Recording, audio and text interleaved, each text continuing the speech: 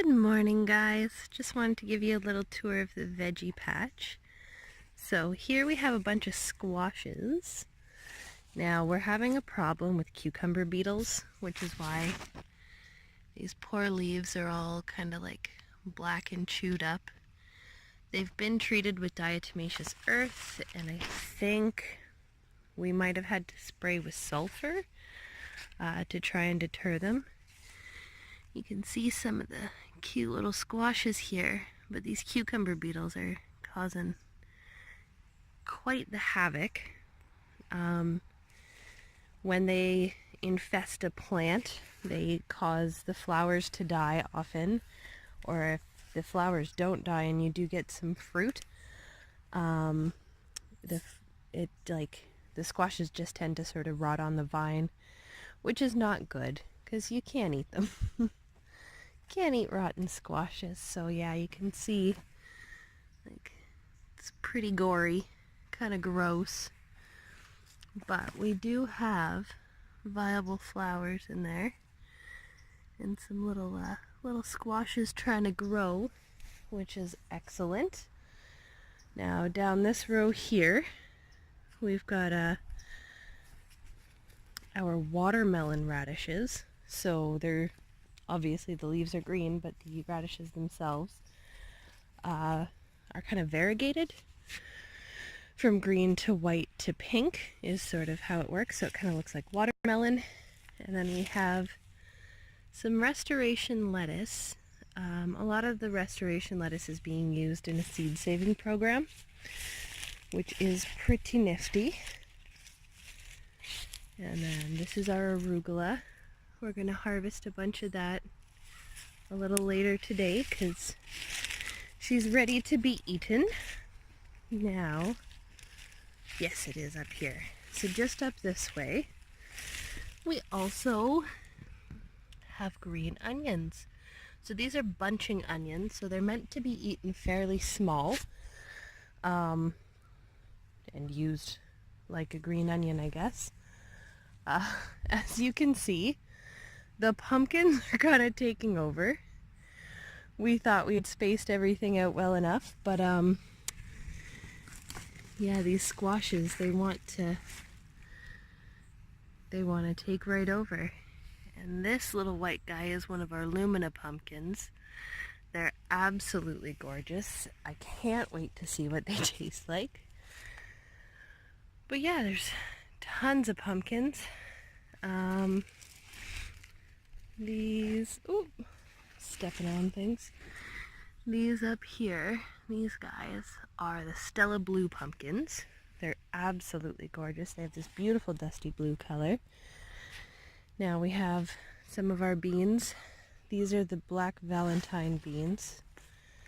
And these ones over here are a French green bean. So the French green beans are these like skinny little long guys. My grandparents used to grow a lot of them, so they're kind of nostalgic for me. But let's see, here we go. Oh. So this is a Black Valentine bean. So it's this absolutely beautiful purple color. Now when the inside of them is green, like a normal bean, and when you cook them, they tend to get like a kind of dusky color before they sort of lose the purple and go green. And then we just have your typical green garden bean. Ooh, that guy's ready to be picked. So more squashes, because what's a farm without squashes? Now these are beautiful butternut squashes, and again, some of these will be saved for seeds so that we can plant for next year. Now, we have this big row here. I forget what this is. Some kind of lettuce, I would assume. Don't remember what that is. Don't remember what we planted in between there. We've got more of the French beans. And then this here, I believe, is all Swiss chard. And you can see more butternut squashes, so many squashes. Now we do also have a bunch of peppers. So there's several kinds of peppers. I believe that these are red shepherd peppers, so like that one's big and beautiful. Got a little baby guy growing there. So yeah, just a bunch of pepper plants all along here. Got a whole whack of weeds. Of course more squash, because they're getting into absolutely everything. I'm just stepping on weeds, guys, don't worry. Now here we've got a row of carrots. We did have a couple rows of carrots until a big storm came through and washed a good chunk of them away. And we've got some lovely basil plants here, and like a million trillion tomato plants. Now these tomatoes are good for using for cooking, so making sauces and things.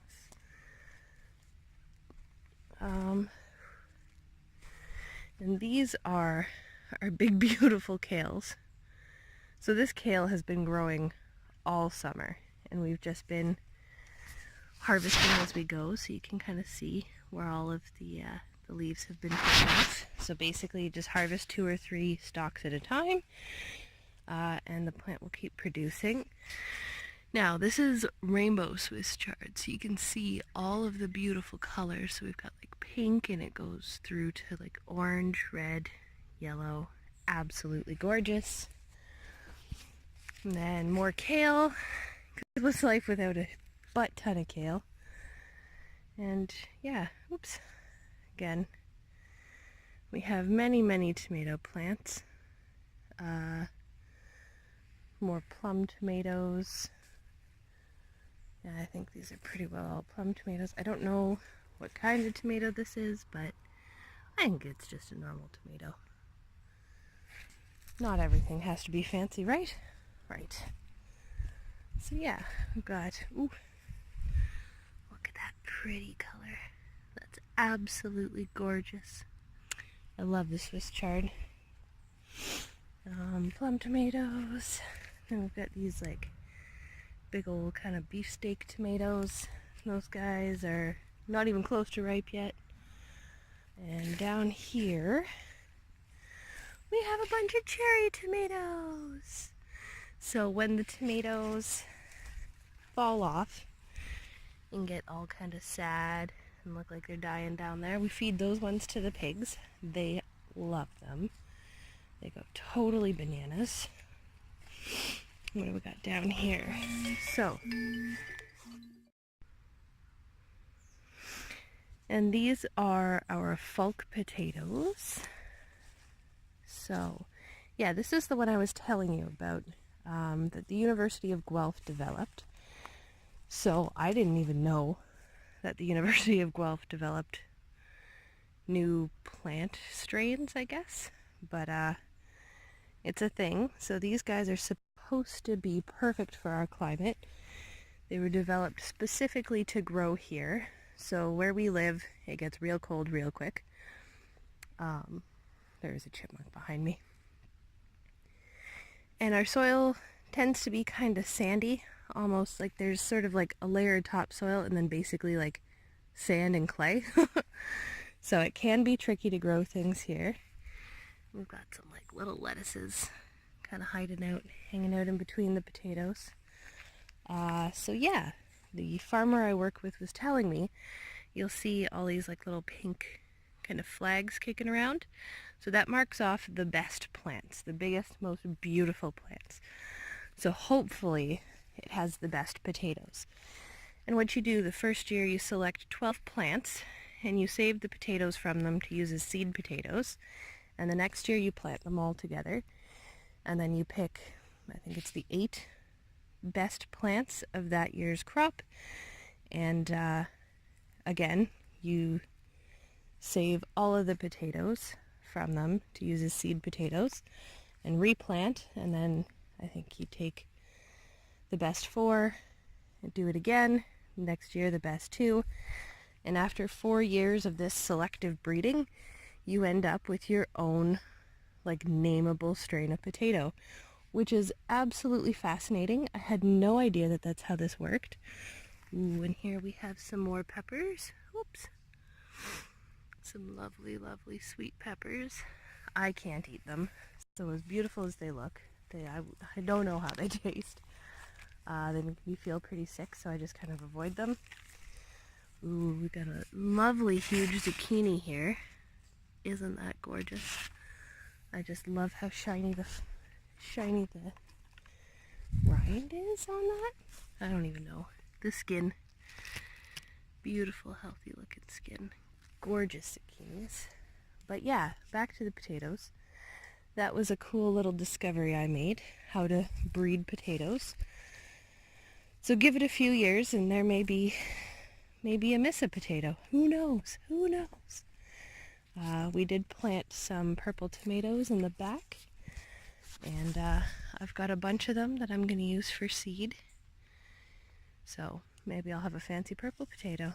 Now we've got some pretty little sunflowers just hanging out. Just hanging out. They're gorgeous. They've kind of fallen over, but they're so vibrant and beautiful. I love them. And this is a little cucumber plant. So I just thoroughly weeded this whole section here last week. So it's not very green. We've been having troubles with these cucumber bugs eating everything, but we got a little bit of lambs here. Some wild lambs here hiding out, which is, I love lambs here. I love looking at it and touching it. Yep, just more cucumbers. More big, beautiful sunflowers. Well, that one's died, which is sad, but hello, sunflower. Ah, here we go. So, I have no idea why this cucumber is yellow. I guess we'll find out when the farmer gets here. But yeah. Now, ooh. Surprise tiny mushroom. Hello, tiny mushroom. And we have more squash of some kind. Oh, these are yellow zucchinis. And there we are. You can see the lovely little fruits beginning.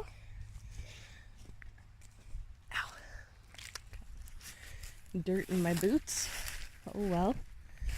Now the last leg of this little veggie patch tour is to the back corner.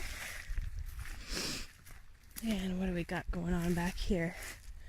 Well, we have more pumpkins, because what is life without 1,000 pumpkins? And look at the color on that baby. Whew. That is the orangest pumpkin I've ever seen. And again, this is more of that restoration lettuce, so all of this is being saved for seed. Over here, we've got my little potato plants.